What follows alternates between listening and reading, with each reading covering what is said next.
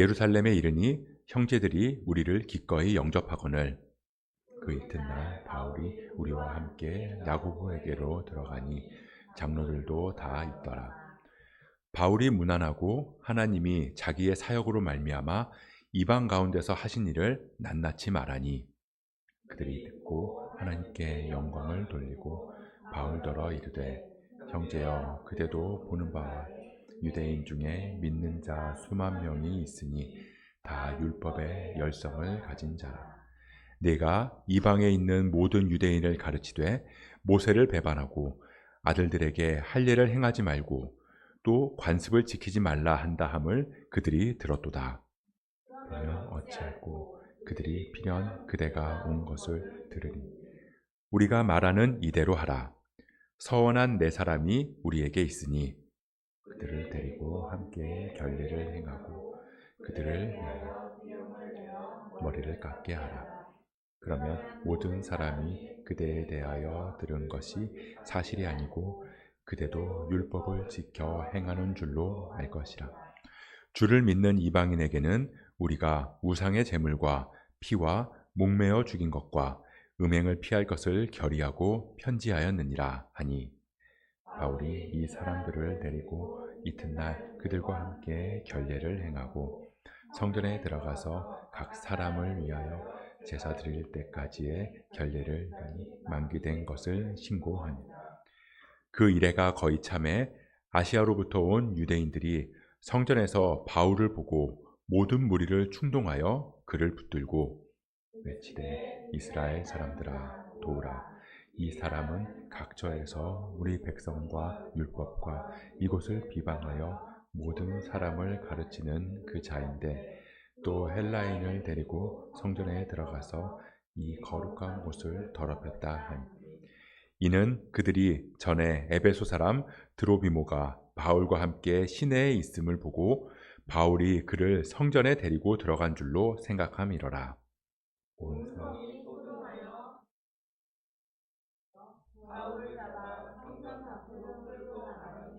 문들이 곧 닫히더라. 그들이 그를 죽이려 할 때 온 예루살렘이 요란하다는 소문이 군대의 천부장에게 들리매 그가 급히 군인들과 백부장들을 거느리고 달려 내려가니 그들이 천부장과 군인들을 보고 바울 치기를 그치는지라. 이에 천부장이 가까이 가서 바울을 잡아 두 쇠사슬로 결박하라 명하고 그가 누구이며 그가 무슨 일을 하였느냐 물으니 우리 가운데서 어떤 이는 이런 일 어떤 이는 저런 말로 소리치거늘 천부장이 요소 진상을 알 수 없어 그를 영내로 데려가라 명하니라. 바울이 층대에 이를 때 무리의 폭행으로 말미암아 군사들에게 들려가니 이는 백성의 무리가 그를 없이하자고 외치며 따라가밀어라. 아멘. 정치인들이요 선거철이 되면 유세를 합니다. 대선을 앞두고 정당들이 소위 자신들의 표밭이라는 곳이 있잖아요. 그 표밭에 가서 그 지역에 가서 유세를 하는데요. 요즘에는 뭐 많이 덜해졌지만 그럼에도 여전히 지역마다 선호하는 정당이 있고요. 선호하는 정치인이 있습니다. 그래서 이런 선거 때 개표 방송을 보면 지역에 따라서 색깔들이 좀 구분되는 그런 것들을 우리가 볼 수 있기도 한데요. 그런데 그 정당이나 후보들이 그렇다고 해서 자신을 지지하는 그런 지역에만 찾아갈 수는 없다는 거예요. 우리 정당이 이곳에서 강세를 띠니까 내가 이곳에서만 유세를 해야겠다. 이곳에 있는 사람들만 만나야겠다. 라고 하면 선거에서 질 확률이 높아집니다. 그래서 나에게 좀 안 좋은 감정이나 우리 정당을 싫어하는 그 지역에 가서 나를 지지하지 않아도 그곳 사람들을 만나고 그곳 사람들의 이야기를 듣고 또 유세를 하는 거죠. 그런데 그러다 보면요 가끔씩은 그곳에서 유세를 하다가 험한 꼴을 당하는 경우도 종종 있습니다. 지금은 시민의식들이 많이 좋아져서 그런 경우가 조금 덜하긴 하지만 예전에는 유세를 가면 욕을 듣는 건 다반사고요. 계란 세례를 맞는다든가 아니면 사람들이 그곳에서 시위를 하고 또 항의를 하기도 하는 경우를 기사를 통해서 종종 볼 때가 있습니다. 그렇다면 후보들이 내가 이 지역에 가면 좀 험한 꼴을 당할 수 있겠구나 라는 걸 몰랐을까요? 알았겠죠. 그럴 수 있다는 것을 알지만 알면서도 계획을 짜서 그 계획대로 그 유세 지역을 정해서 돈다라는 거예요. 이게 무슨 말이냐면 자신이 욕먹을 게 뻔한 지역, 그 지역을 가는 것도 일종의 전략이라는 겁니다. 왜냐하면 자신의 이미지를 위해서, 자신의 승리를 위해서. 그래서 그렇게 한다라는 거죠. 오늘 본문에서 바울이 드디어 예루살렘에 도착했습니다.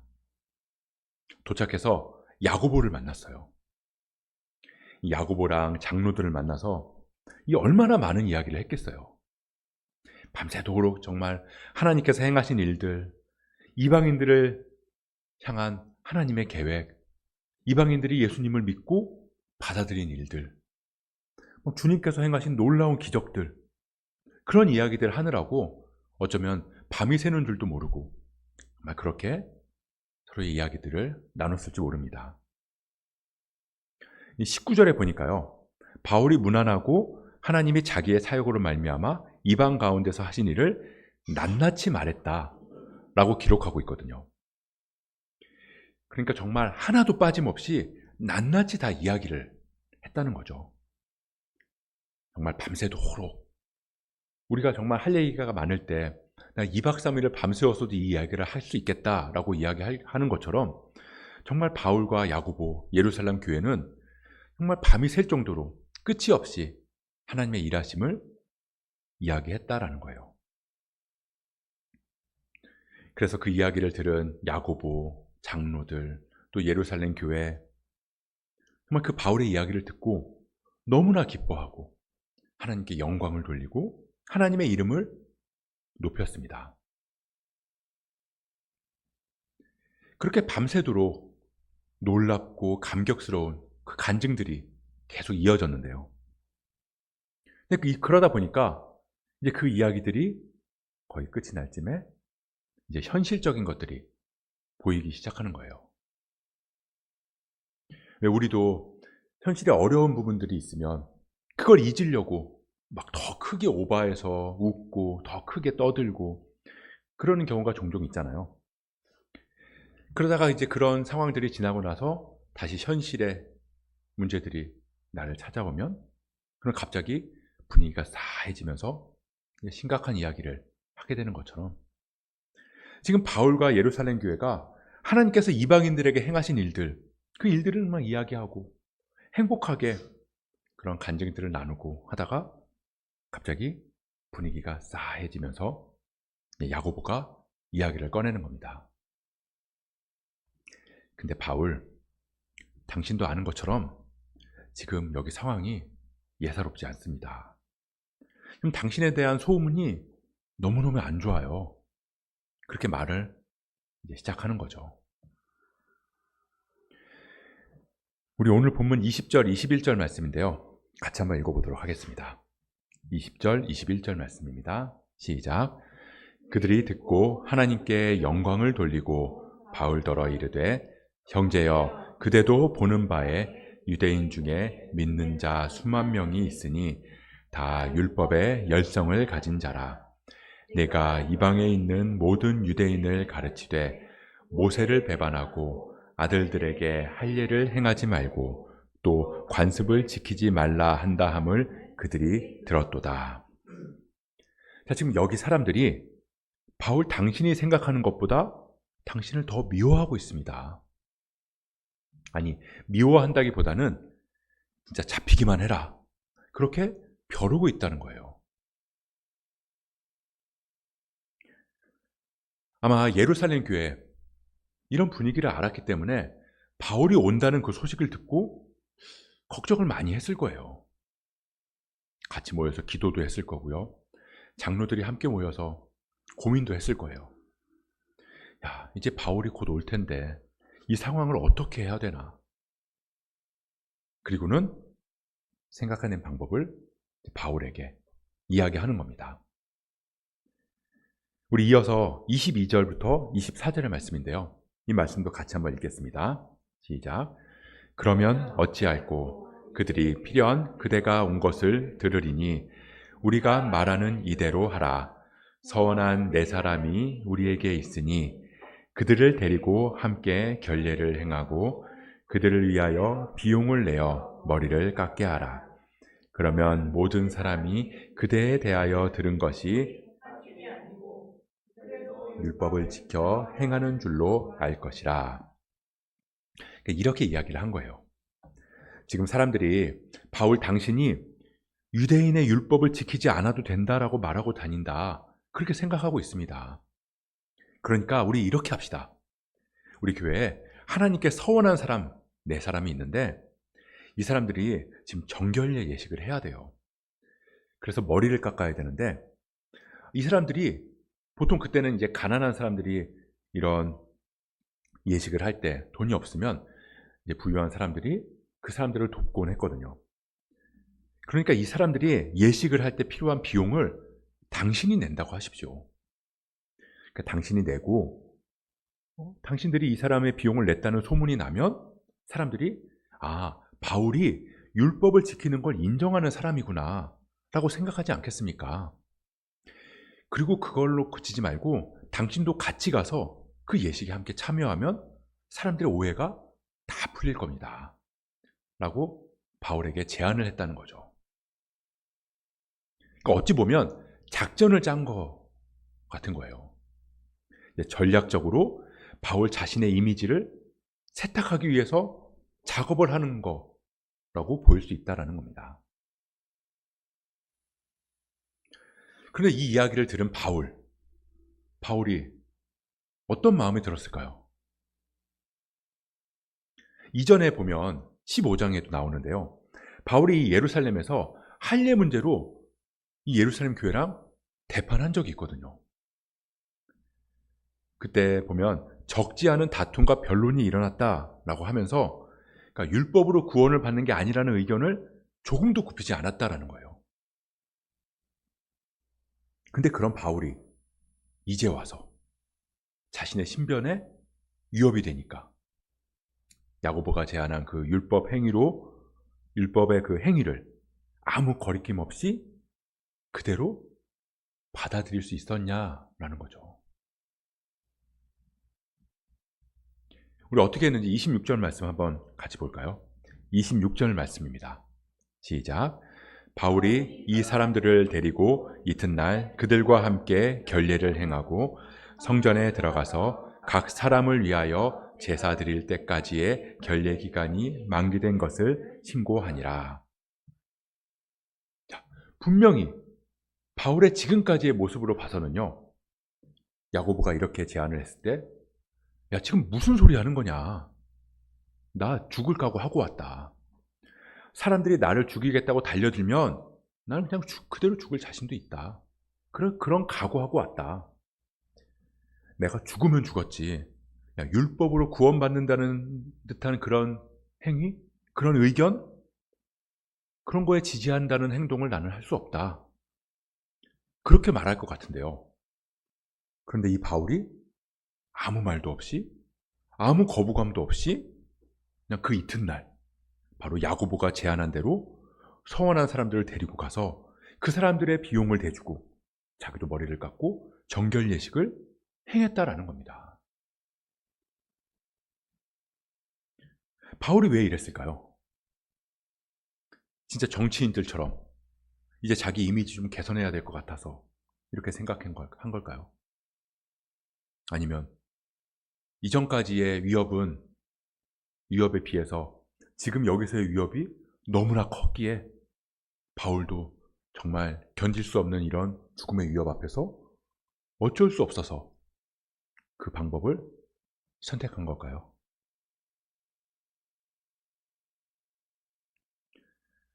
근데 이 바울이 이렇게 했던 이유, 그 이유를 고백하는 게 사실 우리는 고린도전서 말씀을 보면서 알 수 있습니다. 왜 바울이 이렇게 했는지 우리가 이 고린도전서 말씀을 보면서 유추할 수 있는데요. 고린도전서 말씀도 한번 같이 보도록 하겠습니다. 9장 20절, 21절 말씀입니다. 함께 읽을게요. 시작.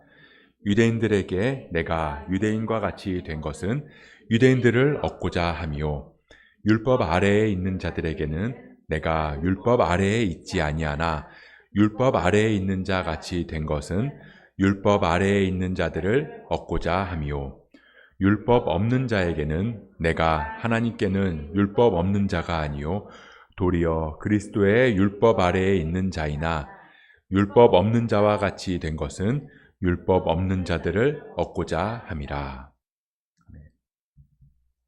말이 좀 복잡하고 어려운 것 같지만 이런 거예요.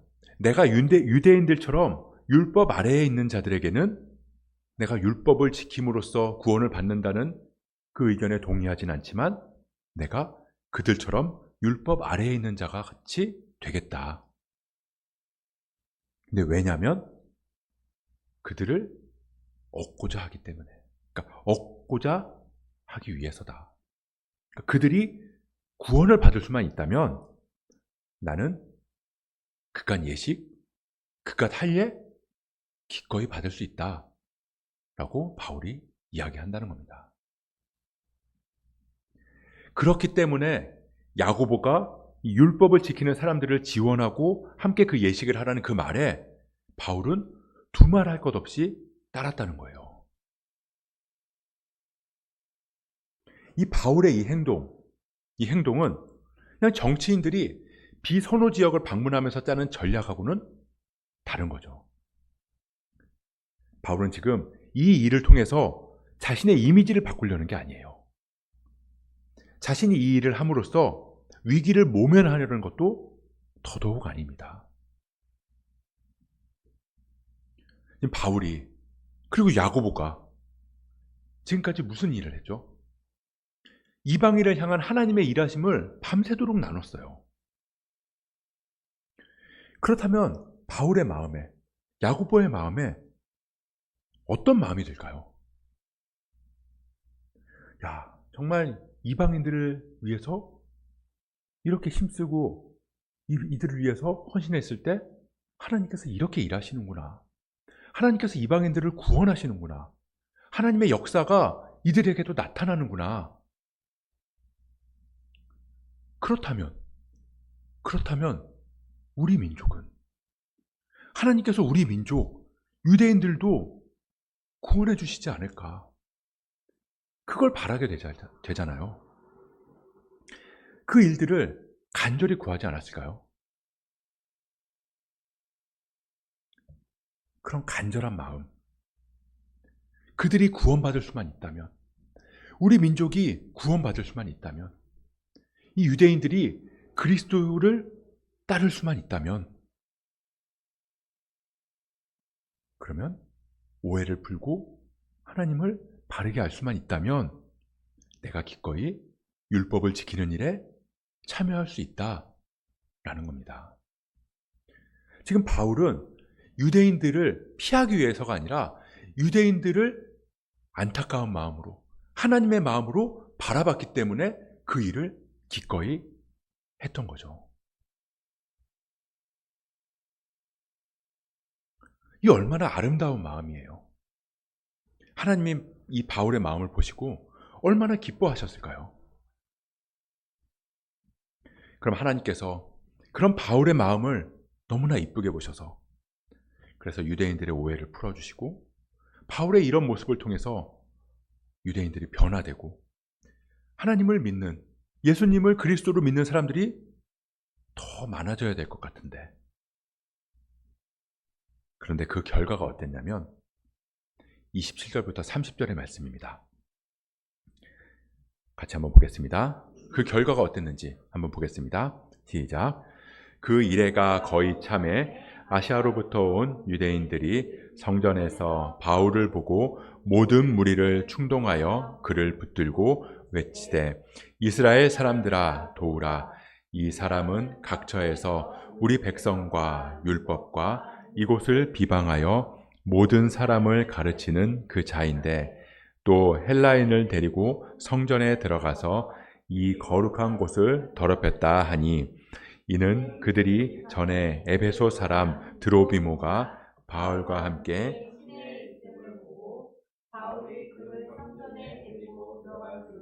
생각함이더라.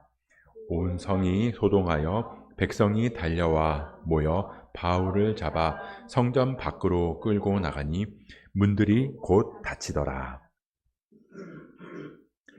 달라진 게 하나도 없었습니다. 아니, 오히려 상황이 더 안 좋아지는 것 같이 느껴져요. 만약에 바울이요, 지금 이 밖에 상황이 너무나 위험하니까 예루살렘 교회에서 그냥 조용히 지내다가 갔더라면, 그러면 사람들이 바울이 왔다더라, 그런 소문은 있지만 바울을 본 사람이 없으면 그냥 소문만 돌다가 아무 일 없이 지날 수 있을지도 모르잖아요. 근데 괜히 예식한답시고 정결 예식한답시고 성전에 가서 기웃기웃거리니까 그 모습에 사람들이 더 분노해서 바울을 붙잡아서 성전 밖으로 끌고 나갔다는 겁니다. 이 성전 밖으로 끌고 나갔다는 건요, 그냥 끌어냈다는 말이 아니라 보통 성전 안에서 피를 흘릴 수가 없잖아요. 그러니까 바울을 죽이기 위해서 끌고 갔다는 말이에요.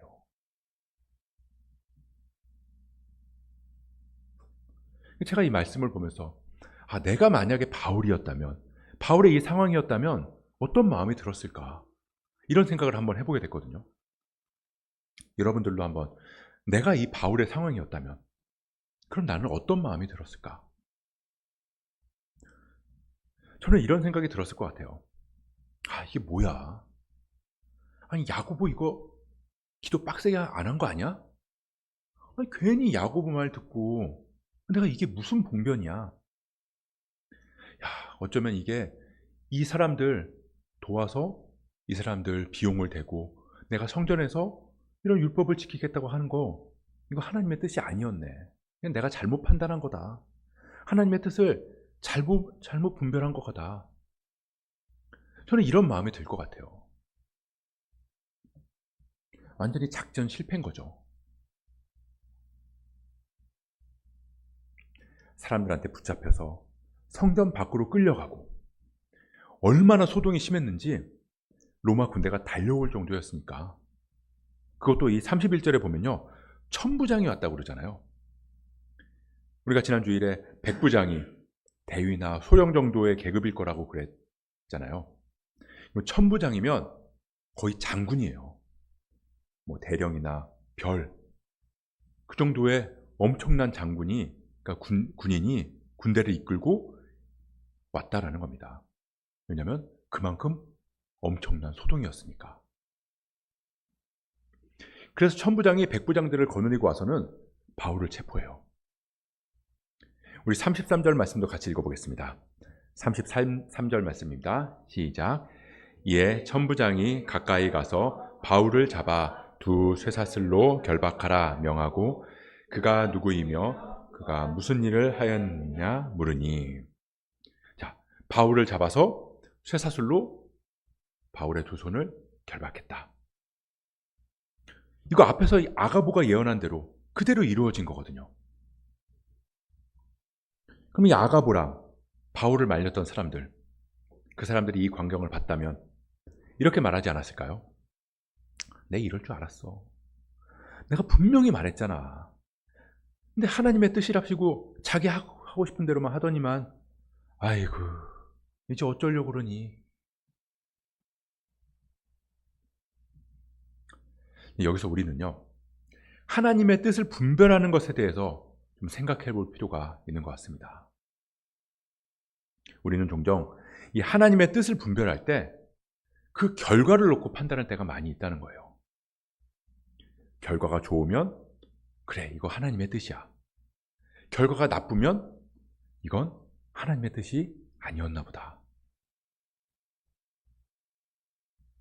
하지만 생각해 보면요, 그 결과는 내가 정한 거거든요. 성공이냐 실패냐, 일이 잘 풀렸냐 안 풀렸냐, 그거 내가 정해놓은 거라고요. 그리고는 거기에 하나님의 뜻을 끼워 맞추는 거죠. 내가 생각한 대로 되면 성공이다, 하나님의 뜻이 맞다. 내가 생각한 대로 안 되고 일이 꼬이면 이거 하나님의 뜻이 아니다. 근데 잘 보세요. 바울이 끌려갔어요. 생각한 대로 안 된 거죠. 그래서 로마 군인한테 결박당했습니다. 근데 바울이 예루살렘에서 행하고자 했던 일들, 그러니까 예루살렘 교회에 들러서 하나님의 일하심을 전하고 다른 교회에서 모은 그 연보를 전달하고, 그렇게 예루살렘에 들렀다가 로마로 가겠다고 결단했던 그 일, 그건 지금 다 이루어지고 있는 거거든요. 다만 이 정결 예식을 함으로 인해서 나온 그 결과가 내가 생각한 대로 나오지 않았을 뿐인 거예요. 그렇기 때문에 이게 실패냐? 아니라는 겁니다. 우리는 하나님의 뜻을 다 헤아릴 수 없어요. 그래서 그 결과를 미리 예측해서 하나님의 뜻을 따르려고 하지만 그 결과 역시 우리가 생각한 성공이 아닐 수 있고요, 우리가 생각한 실패가 아닐 수 있다는 겁니다. 그럼 하나님께서 우리에게 바라시는 건 뭘까? 하나님의 뜻을 정말 실수 없이 정확하게 헤아리는 걸까요? 물론 우리가 하나님의 뜻을 분별하기 위해서 늘 기도해야 되는 건 당연한 일이지만, 그렇게 하나님의 뜻을 분별한다는 게 그 결과가 내가 생각한 대로 되는 걸 말하는 게 아니기 때문에 우리는 어떤 결과가 나오든 하나님의 뜻에 따르겠다는 그 결단이 더 중요하다는 겁니다. 그래서 하나님께서 우리에게 바라시는 건 순종이에요. 내가 결과를 예측하는 게 아니라 그 결과마저도 하나님께 맡기고, 나는 그저 하나님께서 주시는 마음을 붙들고 그냥 믿음으로 발걸음을 내딛는 거죠. 이 일이 어떤 결과를 초래할까? 이 일로 인해서 어떤 일들이 생겨날까? 그런 것들을 내가 판단하는 게 아니라는 거예요.